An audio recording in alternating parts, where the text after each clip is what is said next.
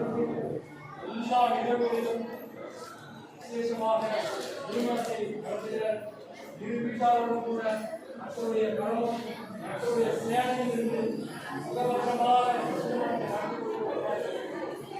இயேசுவின் மூலம் ஜெபம் கேட்கிறோம்.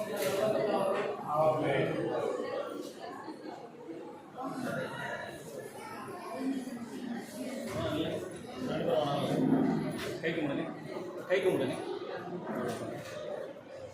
ரெடி?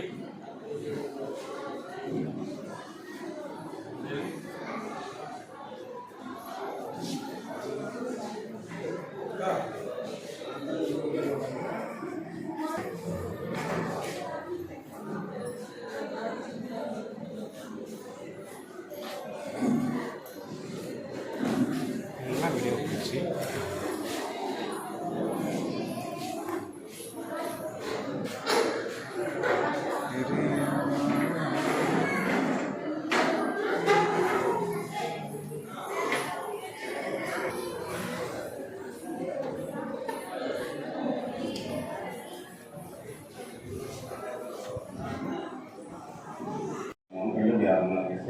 சேர்க்கலாம்.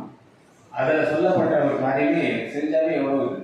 அப்போ அவங்க 2 பேரும் திருமணத்தை பயிர் சேரும்போது அது ஒரு இடையில ஒரு பிரிக்கக்கூடிய ஒரு ஆவி அந்த பொண்ணு மேலே இருந்து அதை ஒழிச்சு கட்டுறதுக்கு நீங்கள் என்ன பண்ண எடுத்தவங்க அவசரப்பட்டு ஜெபம்னு தேவதூதர் சொல்ல அவங்க ஜபிக்கிறாங்க. அப்போது அந்த பிசாசு ஓடி போகுது. அவங்க திருமண வாழ்க்கை மிக சிறப்பாக இருக்கிறதாக வேதத்தில் செய்யப்பட்டிருக்குது. அதை தள்ளுபடி பரிசுத்த ஆவியாளர்கள் சொல்கிறதுனா, மனைவிகளே கர்த்தருக்கு கீழ்ப்படுகிறது போல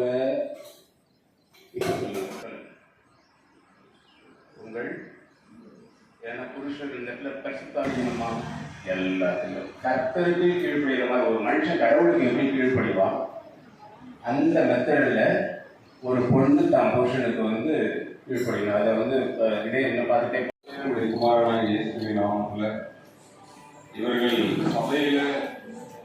சபையாருக்கு முன்பாக ஊழியக்காரர்களுக்கு முன்பாக ஆண்டவரே நீர் இந்த இடத்தில் வாசம் வந்தவர்கள் உமக்கு முன்பாக நாங்கள் இருவரும் ஒருவரை நேசித்து நாங்கள் கர்த்தருடைய சித்தத்தை செய்யும்படி நாங்கள் எங்களை ஒப்புக் கொடுக்கிறோம்னு சொல்லி இந்த ஆலயத்தில் கணவன் மனைவியாக ஆண்டவரை கைவிழித்து அறிவித்திருப்பதால கர்த்தர்களை ஆசீர்வதிங்க.